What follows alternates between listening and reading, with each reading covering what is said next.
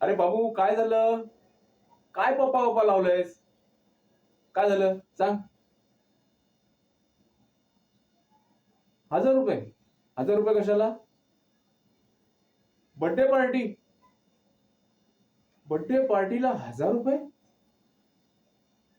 अरे बाबू, वेडा आलायस काय तू?